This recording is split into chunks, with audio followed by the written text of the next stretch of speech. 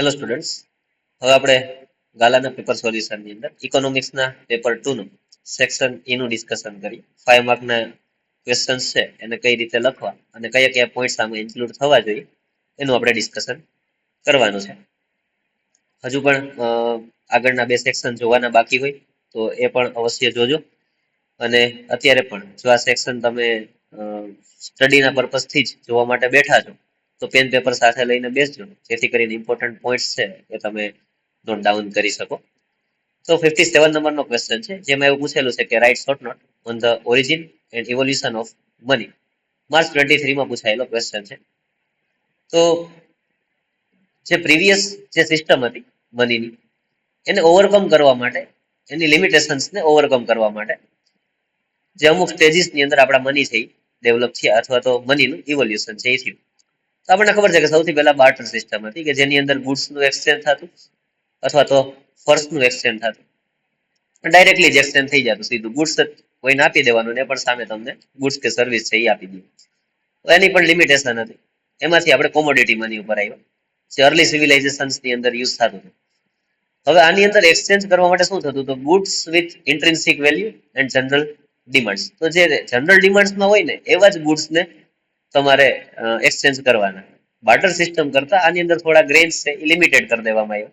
પછી સોલ્ટ છે, ફર છે, કારણ કે ત્યારે માણસોને કપડાં જે કંઈ પહેરવા માટે હતું નહીં, તો માણસો શેનો યુઝ કરતા? તો આ જે ફર હોય, એનિમલ સ્કિન હોય, એનો યુઝ કરતા. તો એક્સચેન્જ તરીકે ફર્સ્ટ પણ એક મની તરીકે વાપરવામાં આવતું. કોમોડિટી મની પછી આવ્યું મેટાલિક મની. તો એની અંદર કોઇન્સ બનાવવામાં આવ્યા, ગોલ્ડ, કોપર, સિલ્વર. આ બનાવવાની શરૂઆત ક્યારથી થઈ? તો બિફોર ક્રાઇસ્ટ 1600 પછી આ કોઇન્સ બનાવવાની શરૂઆત થઈ. અને મતલબ આમ જોવા જઈએ તો ડાયનેસ્ટી જ્યારથી ડેવલપ થઈ અલગ અલગ, ત્યારથી આ કોઇન સિસ્ટમ છે એ લાવવામાં આવી. કારણ કે કોઈનની ડ્યુરેબિલિટી સારી હોય, ડિવિઝિબિલિટી પણ આની અંદર સારી હોય, અને ઇઝ ઓફ હેન્ડલિંગ.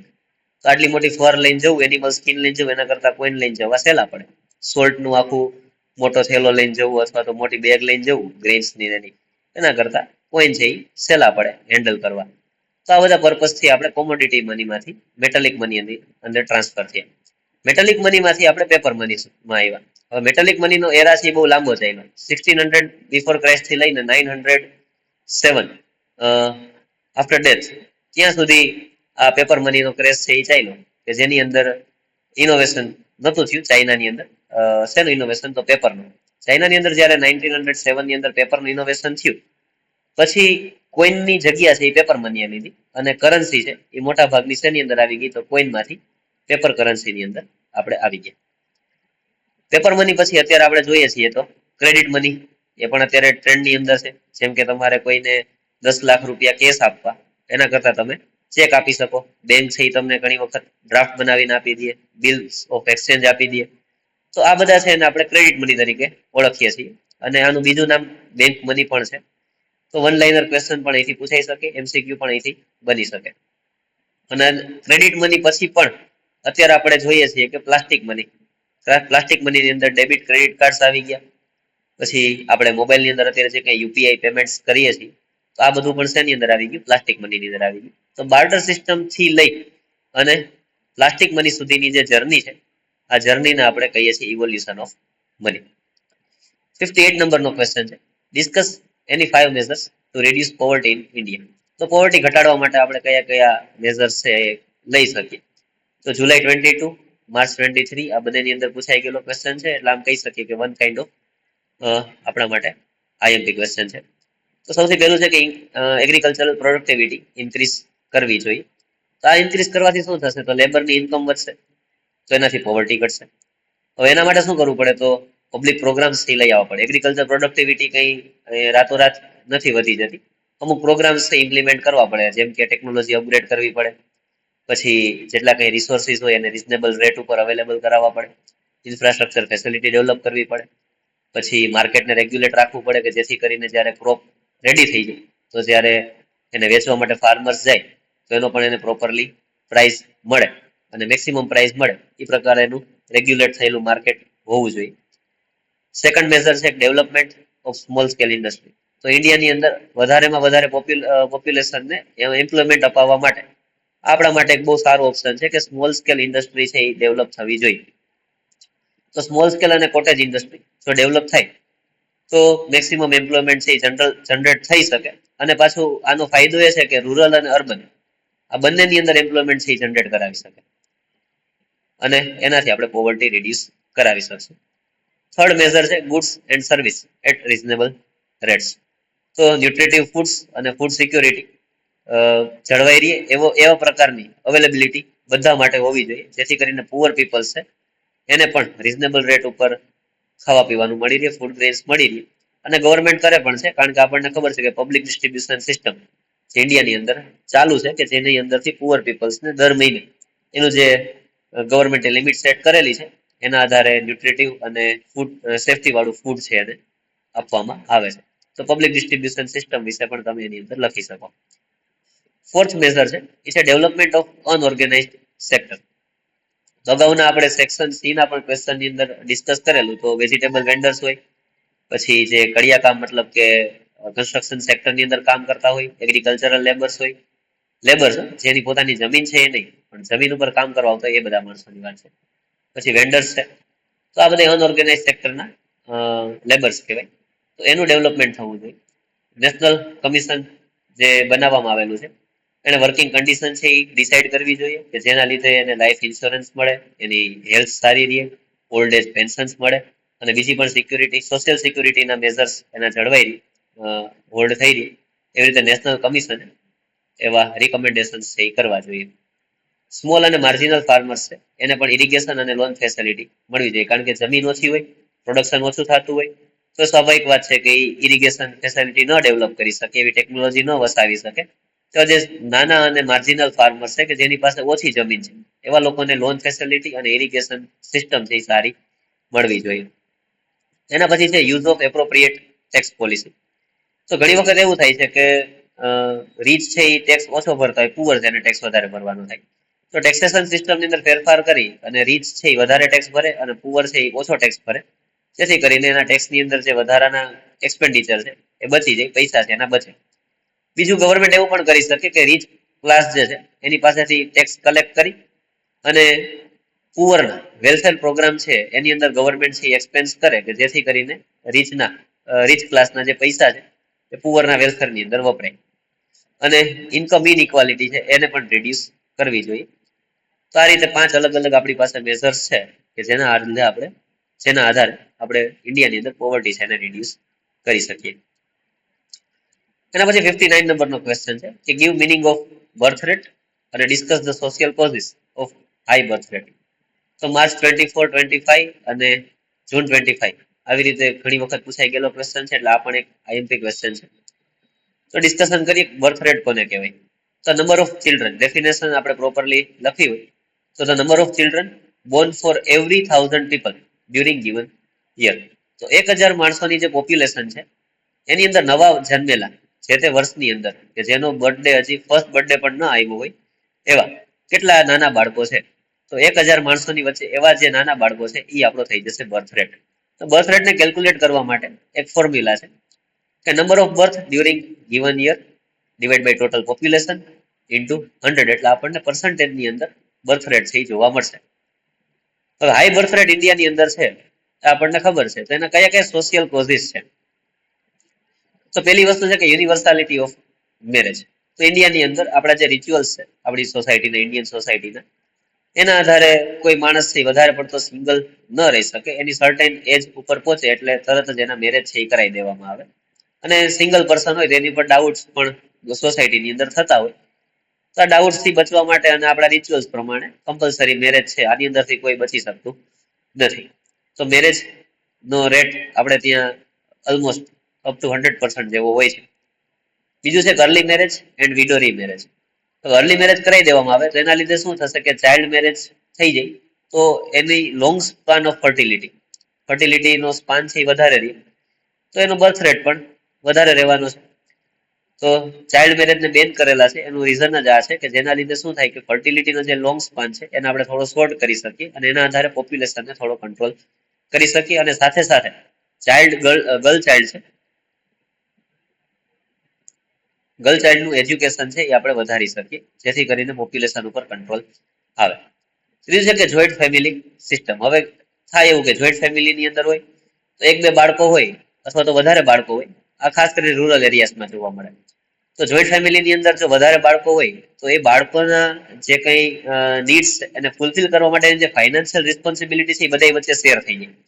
એટલે કોઈ પેરેન્ટ્સ ઉપર ફિક્સ રિસ્પોન્સિબિલિટી કે લાયબિલિટીઝ નથી આવી જતી. એટલે બર્ડન કંઈ ન હોવાના લીધે શું થાય છે કે બર્થ રેટ છે એ હાઈ રહે છે. કે ઘરની અંદર સાચવવા વાળા, ઘરની અંદર એને એની પાછળ જે કંઈ ખર્ચો થવાનો છે એ ખર્ચા પૂરા પાડવા વાળા માણસો છે એ વધારે છે. તો જોઈન્ટ ફેમિલી સિસ્ટમ છે એ પણ હાઈ બર્થ રેટ માટે રિસ્પોન્સિબલ છે. એના પછી છે ક્રેઝ ઓફ મેલ ચાઇલ્ડ.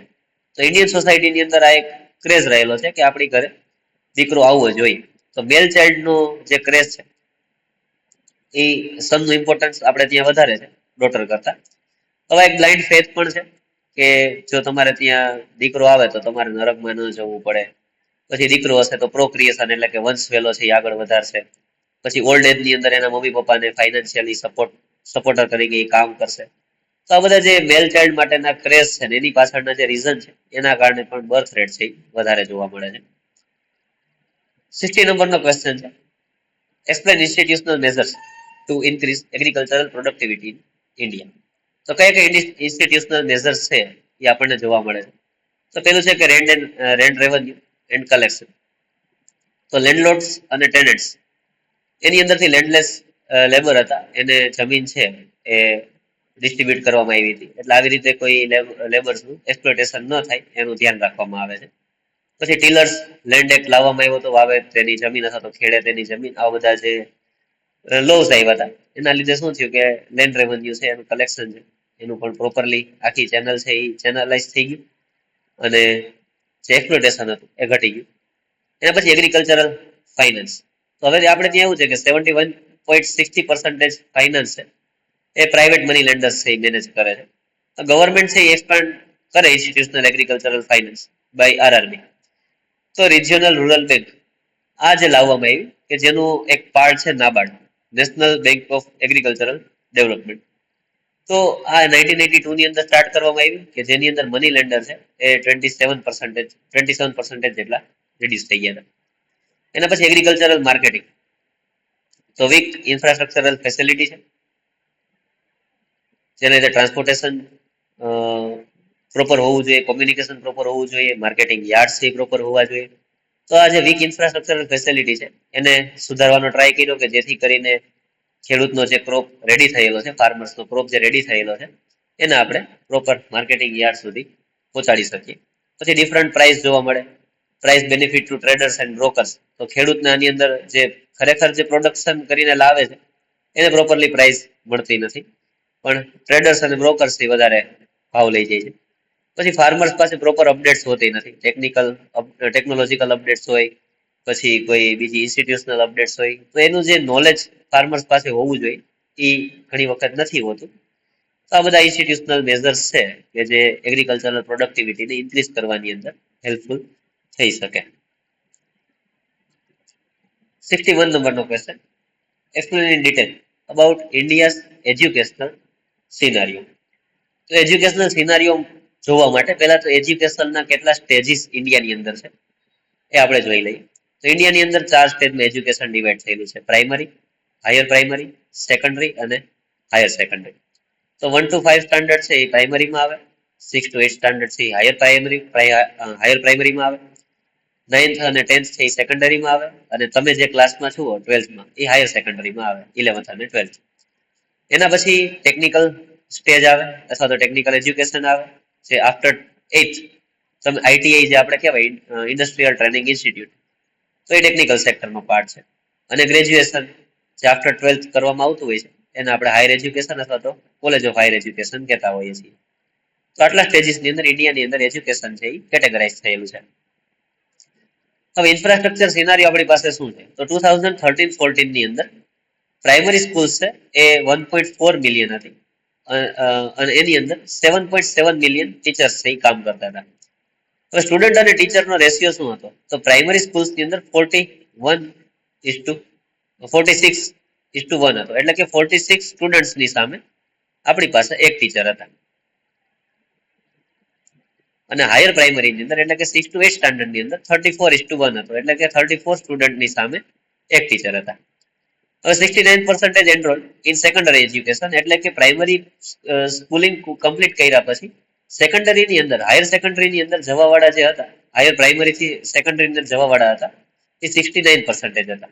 એટલે કે એવા માણસો 31% જેવા હતા કે જેમણે હાયર પ્રાઇમરી પછી પોતાનું એજ્યુકેશન છે એ છોડી દીધું. એટલે કે 69% માણસો છે એ જ 8th સ્ટાન્ડર્ડ પછી 9th સ્ટાન્ડર્ડ ની અંદર આગળ ભણવા માટે ગયા, અને 25% છે એ હાયર એજ્યુકેશનમાં ગયા. એટલે કે 12th કમ્પ્લીટ કરી અને 25% માણસો જ કોલેજ અથવા તો બીજા કોઈ ટેકનિકલ કોર્સિસ ની અંદર ગયા હતા. તો આ 2013-14 નો આ સિનારીઓ હતો જે ધીમે ધીમે ડેવલપ થયો. અને 2011 ની અંદર જે આપણું સેન્સસ થયું હતું એની અંદર લિટરસી રેટ કેટલો મળ્યો હતો? તો ઇન્ડિયાનો બધા સ્ટેટનો થઈ અને લિટરસી રેટ હતો એ 74.4% હતો. અને એની અંદર ગુજરાતનો જે લિટરસી રેટ હતો એ 79.31% હતો. તો ઇન્ડિયાની અંદર અને ગુજરાતની અંદર આ એજ્યુકેશનનો સિનારીઓ છે. આટલું તમારે ડિસ્કસ કરી આપવાનું. 62 નંબરનો ક્વેશ્ચન છે અને આ પેપરનો લાસ્ટ ક્વેશ્ચન છે. એ છે development of Indian railways. March 22 ની અંદર પૂછાઈ ગયેલો ક્વેશ્ચન છે અને ઇમર્જિંગ ટ્રેન્ડ્સ ઓફ ઇન્ડિયા આવું કંઈક ચેપ્ટર છે ઇકોનોમિક્સનું, એનો આ ક્વેશ્ચન છે લાસ્ટ ચેપ્ટરનો. તો development of India Indian railway એ 1853 ની અંદર શરૂઆત થઈ હતી, જ્યારે ફર્સ્ટ રેલવે આપણી બોમ્બે ટુ થાણે વચ્ચે લગભગ 34 કિલોમીટરની રેલવે છે ઇન્ડિયાની અંદર શરૂઆત થઈ હતી.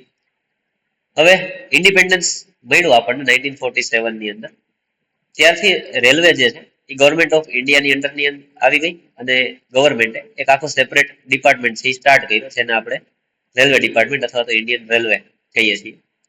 અત્યારે આપણી પાસે જે નેટવર્ક છે ઇન્ડિયાની અંદર રેલવેનું, એવું છે કે આપણું જે નેટવર્ક છે એશિયાની અંદર ફર્સ્ટ નંબરનું નેટવર્ક છે. એટલે કે આપણી પાસે જે ટ્રેક આપણે બિછાવેલા છે એશિયાની અંદર આપણી પાસે ફર્સ્ટ નંબરના ટ્રેક છે. એટલે કે આપણું જે ટ્રેકનું નેટવર્ક છે એશિયામાં ફર્સ્ટ નંબરનું છે અને વર્લ્ડની અંદર આપણો રેન્ક છે એ ફોર્થ છે નેટવર્કિંગની અંદર. મોટા મોટું પબ્લિક એન્ટરપ્રાઇઝ છે, એટલે કે એમ્પ્લોયમેન્ટ ક્રિએટ કરવાની અંદર મોટા મોટું એન્ટરપ્રાઇઝ ઇન્ડિયાની અંદર કોઈ હોય તો ઇન્ડિયન રેલવે છે. એની અંદર 14 લાખ જેટલા એમ્પ્લોઈઝ છે એ કામ કરે છે.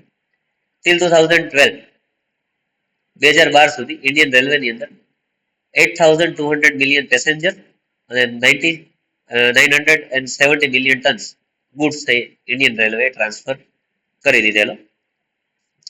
ડેવલપમેન્ટની અંદર ઇન્ડસ્ટ્રી અને એગ્રીકલ્ચર પ્લસ સર્વિસ સેક્ટર, આજે 5 યર પ્લાનની અંદર આ જે ડેવલપમેન્ટનું ફોકસ હોય તો એની અંદર આપણે રેલવેને પણ સેપરેટલી ડેવલપ કરવાનો ટ્રાય કરેલો. ડેવલપમેન્ટની અંદર આપણે શું શું કર્યું? તો પેલું તો ગેજ છે એને સ્પીડઅપ કર્યા, કારણ કે ઇન્ડિયાની અંદર 3 અલગ અલગ ગેજ હતા, નેરો ગેજ હતો, મીટર ગેજ હતો અને બ્રોડ ગેજ હતો. તેમાંથી આપણે ગેજને એવી રીતે કન્વર્ટ કર્યા કે જેથી સ્પીડઅપ થઈ શકે રેલવે અને વધારે મોડર્નાઇઝેશન થઈ શકે. પછી રેલવેની અંદર ટ્રાવેલિંગ છે એ વધારેમાં વધારે સેફ બને, એટલે કે પેસેન્જરની સેફટી સારી રીતે રહે, ફિઝિકલ સેફટી અને ઇકોનોમિકલ સેફટી અને મેન્ટલ સેફટી ત્રણે મળી શકે એવું ઇન્ડિયન રેલવે ડેવલપમેન્ટ કરવાની ટ્રાય કર્યો. પછી કમ્પાર્ટમેન્ટની અંદર મોડર્નાઇઝ કરવામાં આવ્યા, એટલે કે ધીમે ધીમે જે ટેકનોલોજી આવતી હોય એ કમ્ફર્ટ રહે એવી રીતે પેસેન્જરને આખી ફેસિલિટી મળી રહી, કે જેથી કરીને જેટલું મોડર્ન કમ્પાર્ટમેન્ટ હશે એટલો જ વધારે કમ્ફર્ટ પેસેન્જર ફીલ કરશે. એના પછી જે ટ્રાવેલ છે એ ફાસ્ટર થઈ ગયું. આપણને ખબર છે કે પહેલા જે ટ્રેન ચાલતી હતી એના કરતા ટ્રાવેલિંગ છે એ ફાસ્ટર થઈ ગયું છે. ઘણી બધી આપણી પાસે એક્સપ્રેસ ટ્રેન આવી ગઈ, સુપર એક્સપ્રેસ ટ્રેન આવી ગઈ છે. એનું રીઝન છે કે આપણે ટ્રેકનું શું કરી દીધું છે ઇલેક્ટ્રિફિકેશન, કે જેના લીધે આપણે જે નોન કન્વેન્શનલ ફ્યુલ્સ હતા અથવા તો કન્વેન્શનલ જે ફ્યુલ્સ હતા રિન્યુએબલ નોન રિન્યુએબલ, એમાંથી આપણે રિન્યુએબલ તરફ જતા જઈએ છીએ. એટલે ઇલેક્ટ્રિફિકેશન ટ્રેકનું થઈ ગયું છે. હવે ટ્રાવેલિંગ ટાઈમને રિડ્યુસ કરવા માટે આપણી પાસે ફાસ્ટ ટ્રેન્સ આવી ગઈ છે. એમાં રિસેન્ટ એક્ઝામ્પલ આમ જોવા જઈએ તો વંદે ભારત છે. આ પણ તમારે જો લખવું હોય તો લખી શકો, બુકમાં કંઈ આપેલું નથી. અને એના સિવાય ટેલ્ગો અને બુલેટ ટ્રેનના પ્રોજેક્ટ પણ ઇન્ડિયાની અંદર સ્ટાર્ટ થઈ ગયા છે, અંડર કન્સ્ટ્રક્શન છે. ધીમે ધીમે આની અંદર ડેવલપમેન્ટ થશે. તો આ જે છે ઇન્ડિયાનું રેલવે, ઇન્ડિયન રેલવેનું ડેવલપમેન્ટ હતું 1853 થી લઈને 2024 સુધીનું. આમ તો અત્યારે વંદે ભારત છે 2025માં પણ ચાલે જ છે. તો 1853 થી 2025 સુધીનું આપણે ડેવલપમેન્ટ છે એ જોયું. અહીંયા તમારું પેપર નંબર 2 છે એ કમ્પ્લીટ થાય છે. ફરી તમને રિક્વેસ્ટ કરીએ છીએ કે જો વિડીયો તમને સારો લાગતો હોય, કન્ટેન્ટ ગમતું હોય, ભણવાની મજા આવતી હોય તો ચેનલને સબસ્ક્રાઇબ કરજો અને સાથે સાથે આ વિડીયોને તમારા ફ્રેન્ડ સુધી શેર કરજો. Thank you. ફરી મળીશું. હવે કદાચ એસપી ના પેપરથી આપણે શરૂઆત કરીશું. Thank you.